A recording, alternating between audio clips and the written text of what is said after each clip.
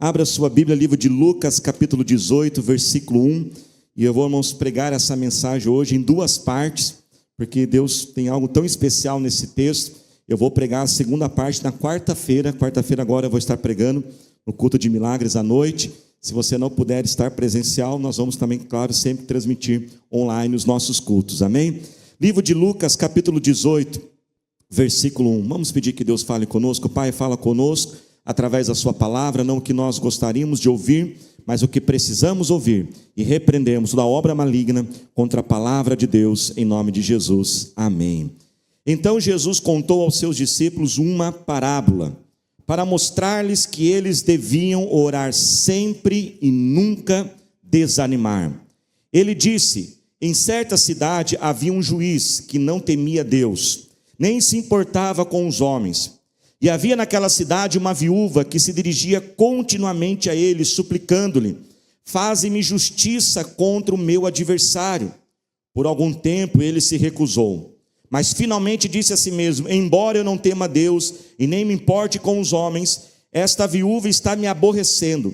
Vou fazer-lhe justiça para que ela não venha mais me importunar. E o Senhor continuou: ouçam o que diz o juiz injusto. Acaso Deus não fará justiça aos seus escolhidos que clamam a Ele dia e noite? Continuará fazendo-os esperar? Eu lhes digo, Ele lhes fará justiça e depressa.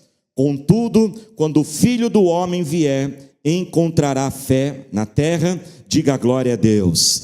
Irmãos, nesse mês de agosto, nós estamos fazendo uma série de mensagens que nós fazemos de vez em quando, chamada Clássicos da Fé, aonde nós estamos voltando para textos, para histórias da Bíblia, que são histórias que, se você já tem um tempinho na igreja, você já ouviu, mas toda vez que a gente volta para essas histórias, elas renovam a nossa fé, elas renovam a nossa esperança. E esse texto aqui, dessa parábola de Jesus, lembrando que parábolas eram histórias que Jesus contava para trazer um significado espiritual, ele conta que numa cidade havia um juiz, e esse juiz era um juiz ímpio, era um juiz que ele era insensível à necessidade das pessoas, ele não se importava com as pessoas, ele não tinha nenhum temor a Deus. Mas naquela mesma cidade também havia uma viúva, que tinha uma causa muito necessária, ela tinha uma causa que ela precisava de uma audiência com aquele juiz. Claro que nós estamos falando de uma outra época, né? Hoje você não vai procurar um juiz na padaria, você aproveita: eu encontrei o juiz aqui, vou falar. Não, você tem que procurar um advogado, você tem que entrar com um processo. Mas naquela época, numa cidade pequena, a Bíblia diz que aquela mulher começou a perseguir aquele juiz. Aonde o juiz ia, ela ia atrás. E eu fico imaginando, o juiz estava lá tomando um café, de repente tranquilo ali, tomando aquele cafezinho, comendo um pãozinho na chapa e tal. De repente a mulher chega: ô juiz, eu preciso de uma audiência. Ele falou: mulher, fica um tempo aqui. Aí o juiz chegava no supermercado, ela estava no caixa. Aí ele ia assistir o jogo de futebol, assim, sentado. Pastor, não tem jogo de futebol naquela época. Irmãos, quem está contando a história sou eu, tá bom, gente? Né? Aí ele está lá sentado, a mulher comprava o ingresso do lado. Juiz, eu preciso de uma audiência. Eu imagino ele tomando banho, ela ficava gritando e falava: juiz, eu preciso de uma audiência. A Bíblia diz que um dia aquele homem não aguenta mais. Ele fala: chega, não aguento mais essa mulher. E preste atenção, o texto diz, ele fala assim: eu vou marcar uma audiência com essa mulher, e eu vou atendê-la. Mas o texto fala que o próprio juiz fala assim: eu não vou fazer isso porque eu temo a Deus, eu não tenho temor a Deus. Eu não vou fazer isso porque eu me importo com as pessoas, porque eu não me importo com as pessoas.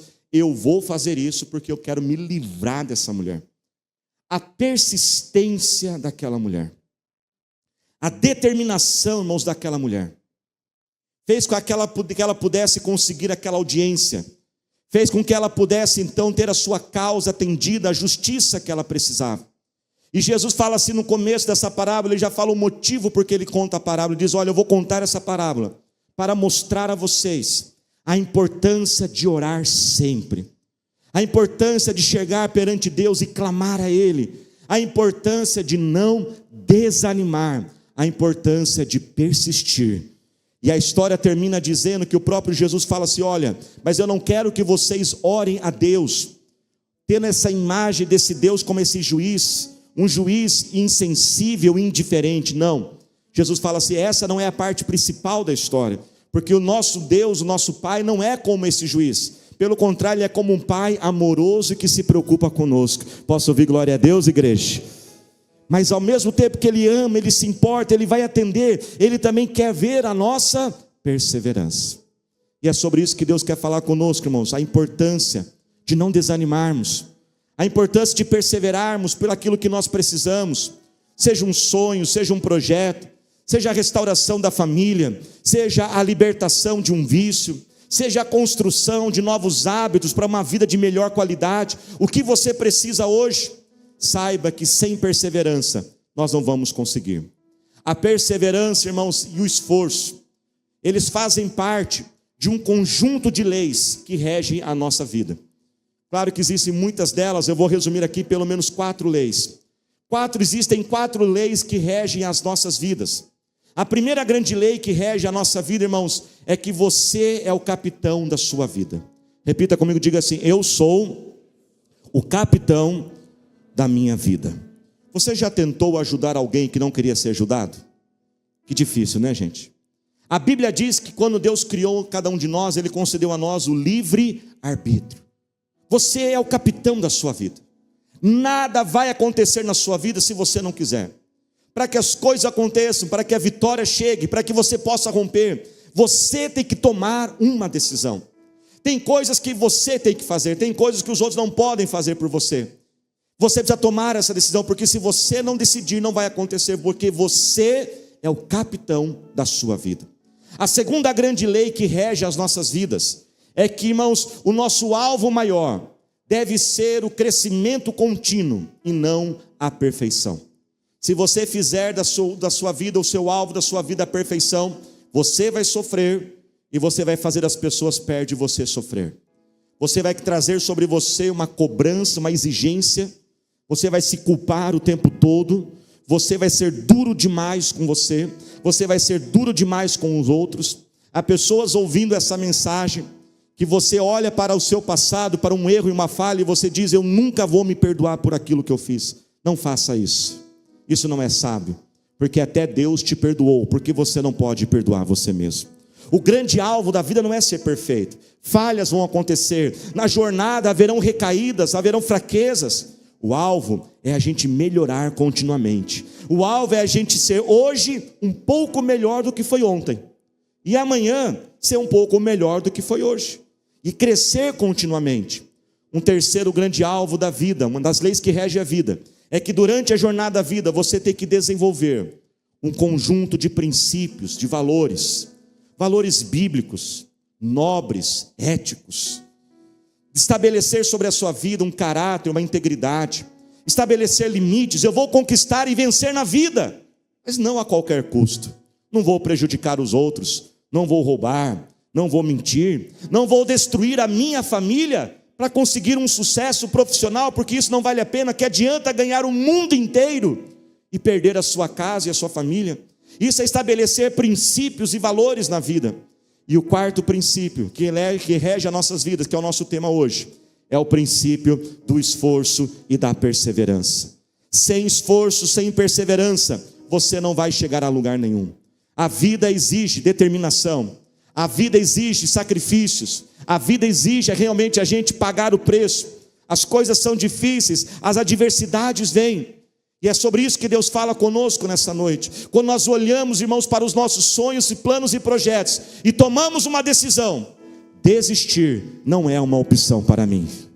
E se eu pudesse dar um tema a essa mensagem, seria o tema da mensagem hoje: quando desistir não é uma opção. A palavra desistir não está na minha vida. A palavra desistir não é a opção para este sonho. Ah, mas eu estou cansado. Por que desistir? Porque está cansado. Ué, se você está cansado, descansa. É simples. Você não precisa desistir porque está cansado. Descanse, tire umas férias, recupere as tuas forças, desacelera um pouco na vida, vá para a presença de Deus, reforce, você se fortaleça espiritualmente e recupere suas forças e continue. Ah, mas eu vou desistir porque eu não sei o que fazer. Você não precisa desistir porque você não sabe o que fazer. Você só precisa buscar orientação, buscar conselhos, consagrar um jejum para Deus direcionar a tua mente, clarear os seus pensamentos. Desistir, irmãos, não é a melhor opção. nós precisamos perseverar. E Jesus ensinou essa parábola, uma história clássica de fé, porque o final da parábola, o próprio Senhor Jesus diz: quando meu Pai vier, quando eu voltar, e Jesus está voltando, amém, igreja? Ele pergunta: eu vou encontrar a fé no coração das pessoas? Para nós termos a fé, irmãos, nós precisamos praticar alguns exercícios. A fé é igual um músculo do seu corpo, que você vai na academia, você vai praticando, e quanto mais você vai praticando, ele vai ficando mais forte. Fé não é algo que surge do dia para a noite, temos que construir essa fé. Para nós construirmos, irmão, essa fé, nós podemos aprender com esta mulher alguns exercícios. Primeiro exercício: você precisa encontrar um forte porquê. Eu vou repetir: encontre um forte porquê. Tudo começa pelo porquê. Uma motivação dentro de você, mas essa motivação não pode ser fraca. Se a motivação for fraca, pequena, frágil, sensível, você vai desanimar, e você não vai até o final para conquistar o teu sonho. Tem que ter uma motivação grande, uma motivação forte. Escolhi essa imagem como uma âncora, assim como um navio, quando vem aquelas tempestades, aquelas ondas, e o navio talvez ele vai se chocar contra as rochas, ele solta aquela âncora que estabiliza ele, falando: não vou afundar. Para você não afundar na vida, para você avançar, você tem que ter essas âncoras. Por que você quer o que você quer? Por que você quer ter o que você quer ter? Por que você quer ser o que você quer ser? Eu quero ter isso porque... Complete a frase agora na sua mente. Se você gosta de escrever, escreva. Por quê? O que você completaria essa frase? Eu quero ser isso porque... 3 pontinhos. Eu quero fazer isso porque... 3 pontinhos. Complete a frase. Eu quero crescer profissionalmente, por quê? Eu quero que a minha empresa cresça, por quê? Eu quero ter uma família abençoada, por quê? Eu quero emagrecer, por quê? Eu quero ser saudável, por quê? Se você não tiver um porquê forte lá dentro, você não vai conseguir sobreviver às tempestades. Desenvolva, encontre um porquê que seja forte o bastante. Alguns exemplos. Vamos falar, por exemplo, de casamento. Quando a gente às vezes pergunta às pessoas: por que você quer casar? Algumas dizem assim: eu quero me casar para ser feliz. Não tem nenhum problema você querer casar para ser feliz, mas deixa eu dizer com muita sinceridade, é um porquê meio fraco. E pelos sorrisinhos que eu já estou vendo aqui de cima, alguns já podem chegar à conclusão que um casamento não é só felicidade. Irmãos, há momentos que até o barulho do chinelo irrita a gente. Não dá para ser sobre isso, porque se eu quero casar para ser feliz, e dos momentos que eu estiver infeliz? Eu quero casar porque eu amo. É algo bom, mas mais uma vez, só o amor não é o suficiente. Há casais que se amam demais, mas não conseguem permanecer juntos. Eu quero me casar porque eu quero sair dessa casa. Mas que coisa que não faz sentido. Porque você vai se casar para sair de uma casa, você vai sair de uma casa e vai para outra. E vai ter pessoas naquela outra casa. Agora preste atenção. Quando você diz eu quero me casar, sabe por quê? Por que eu quero me casar? Eu quero me casar porque eu quero compartilhar a minha vida com a vida de outra pessoa. Eu quero me casar porque eu não quero somente sentir o amor. Eu quero me casar porque eu quero viver uma história de amor. Uma história longa, profunda e duradoura. Eu quero me casar porque eu quero alcançar um potencial da minha vida. E a Bíblia diz que juntos nós podemos alcançar mais. Esse é um porquê forte. E quando você tem um porquê forte como esse, todos os outros porquês vêm atrás. Porque se eu quero me casar para compartilhar a vida com alguém, essa vida com quem eu quero compartilhar tem que ser alguém que eu amo. Aí sim vai entrar o amor, aí sim vai entrar o companheirismo, aí vai entrar o respeito. Porque, irmãos, vivemos essas grandes histórias, exige de nós determinação, exige de nós e vai exigir de nós um grande porquê. Alguns meses atrás, pastora Thalita, vivemos uma história de 21 anos. Essa história, ela só é profunda por causa do tempo dela. Ela não é profunda por causa de alguns detalhes que eu vou contar, mas o tempo fez. E pastora Thalita, a gente olha um para o outro e fala assim: nós vamos junto até o final. E a gente vê aquelas cenas de filme assim, aqueles velhinhos, a gente fala assim: vamos estar lá igualzinho, e eu vou ser um velhinho da hora. E ela fala assim: eu vou estar de cabelo roxo. falei, não tem problema, só não ser no verde, tá bom, pode ser qualquer outra cor, porque ela é a mulher da minha vida. Depois vocês contam para ela, para eu ganhar uns pontinhos, viu, gente? Mas nós casamos para viver essas histórias de amor profunda. Quando nós casamos, uma história profunda. Quando nós casamos, recém-casados, um dia nós passamos na Castelo Branco, em frente a um restaurante, aquela coisa de recém-casado, tentando impressionar a esposa, querendo ser romântico.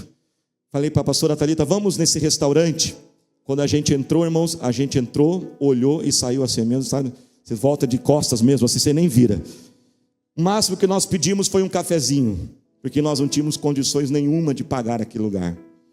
E, gente, isso foi algo, acho que tão forte, eu acho que gerou um trauma em nós.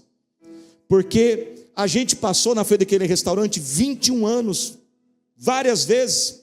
É nosso caminho para São Paulo, a família dela é de São Paulo. Às vezes chegamos a passar 2, 3 vezes na semana. Chegamos a contar para os nossos filhos, um dia a gente entrou naquele restaurante e a gente saiu porque não tinha dinheiro para pagar. Mas sabe que nunca passou na mente, por que não volta? Até que depois de 21 anos, uma história de 21 anos. Depois de 21 anos, um dia retornando para Sorocaba, um clique vem assim, clique. Vamos almoçar naquele restaurante? A gente nunca mais entrou, ficamos traumatizados, irmãos. Aí entramos no restaurante, pegamos, olhamos o menu, e a primeira coisa, obrigado, Jesus. Agora dá. Agora a gente consegue. O Senhor nos abençoou e o Senhor nos prosperou. E entramos, escolhemos o que a gente queria comer. De repente a gente vê uma agitaçãozinha perto da gente. Quando a gente olha, 2 mesas do lado, está quem almoçando junto? Ronaldo Fenômeno. E ali, irmãos, quando a gente olhou assim, quando ele olhou, ele arregalou o olho e falou, pastor Daniel, posso tirar uma foto com o senhor? Estou brincando, viu, irmãos? Essa é a minha parte. Foi uma recaída, né? Eu não resisti, né? Tem até a versão correta, a gente, aí Ronaldo, posso tirar uma foto com você, tá? Né? E eu primeiro quis dizer assim, eu não vou tirar uma foto. A pastora falou assim, seja bobo você, fica aí que eu vou tirar uma foto com ele. Aí eu fui no embalo, né? E ali eu fiquei pensando, Deus, por que o Senhor fez isso? 21 anos depois, naquele dia, naquele horário, com aquela pessoa, claro que, né, uma forma de marcar. E eu falei, senti o Espírito Santo, falou assim, Daniel, a primeira vez traumatizou tanto, que eu vou dar uma segunda vez e vai marcar também de forma especial a sua vida.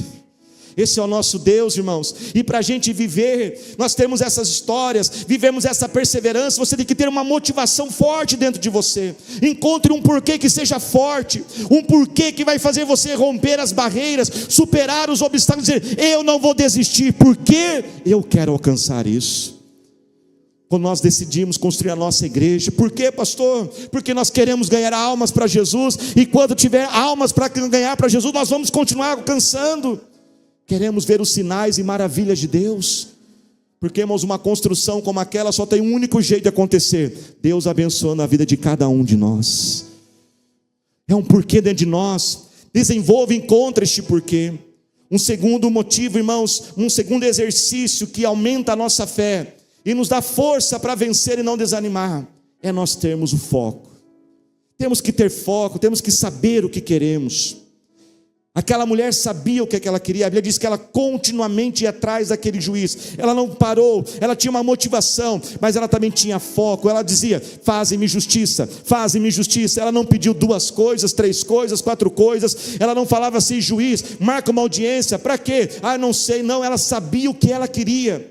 E hoje, irmãos, nós estamos vivendo uma grande dificuldade, porque essa geração nossa, geração presente, é uma geração muito confusa. Nós estamos vivendo debaixo de um espírito maligno de confusão, que deixa a gente perdido. É um excesso, é um bombardeio de informações. Tome cuidado com as redes sociais. Tome cuidado de ficar comparando a sua vida com outros. Preste atenção, a nossa mente não foi feita, irmãos, ela não foi feita para absorver essa quantidade de informações. Esses dias eu estava ali vendo as redes sociais, daqui a pouco vai vendo uma curiosidade. Eu estava vendo assim, quantas camadas de tinta passa num navio transatlântico. Eu falei, mas o que eu estou estudando? Quantas camadas de tinta passa? Por que eu preciso saber de quantas camadas de tinta? E aí a gente vai para uma coisa, estuda isso, vai vendo aquilo, e vai, irmãos, congestionando a nossa mente, vai fazendo a gente ficar perdido. Um espírito de confusão. O livro de Isaías capítulo 5, versículo 20 fala assim: ai daqueles, e esse ai é um ai de juízo. Deus fala assim: eu vou punir, eu vou vir com juízo sobre aqueles que semeiam confusão. Ai daqueles, Isaías 5:20 diz: ai daqueles que diz que o certo é errado e que o errado é certo. Ai daqueles que confundem as pessoas. Ai daqueles que distorcem as coisas. Nessa semana de Olimpíadas, nós temos visto a história de muitos atletas. Quando eu olhei uma postagem da atleta Rebeca Andrade, e alguém fez uma seguinte postagem, até colocar ela por gentileza, e essa postagem dizia assim, pode pôr por gentileza: celebre, coloque de cabo, isso, acho que eu tenho aqui, só para eu não falar errado, certinho. A postagem dizia assim, irmãos: celebre a raça, celebre a cor, e não celebre o país. E quando eu olhei aquela postagem, por que isso? Por que celebrar isso? Dizendo que a vitória era da cor da pele daquela pessoa. É um absurdo. Absurdo aquela postagem. Pastor, existe racismo no Brasil? Claro que existe racismo no Brasil. E nós não podemos ser ingênuos, amém, irmãos? Racismo existe e temos que combater. Mas será que nós vamos conseguir combater o racismo separando as pessoas? Isso. Celebrar os negros e não o país. Coloquei direitinho aqui: celebrar os negros e não o país. Isso não faz sentido, irmãos. E aí eu fui estudar a história dessa mulher, dessa atleta. Pode retirar a imagem, por gentileza. Sabe, irmãos, a pessoa que fez isso não entende nada da história. Porque essa vitória que ela teve não é uma vitória da cor, mas é primeiro uma vitória dela, da pessoa dela, independentemente da sua cor. Ela se dedicou, ela se esforçou, ela pratica esse esporte desde os 4 anos de idade. Aos 9 anos de idade ela foi morar sozinha, longe de casa, para poder praticar mais. Essa história, essa celebração é dela, como pessoa individual, mas é da família, tem que celebrar a família, porque sem a família ela não conseguiria isso. A história dela diz, olha que a pessoa que fez o post nem conhece a história dela. A Rebeca de Andrade é filha de uma mãe branca e de um pai negro. O pai negro abandonou e a mãe branca que cuidou. Os irmãos que levavam ela para o treino, os irmãos que vendiam as coisas para juntar um dinheiro para poder pagar os treinamentos dela. Muitas vezes ela não tinha recurso para ir treinar e os professores e os instrutores faziam vaquinha. Ela é fruto de um projeto social da prefeitura de Guarulhos. Alguém teve a iniciativa de fazer aquele projeto.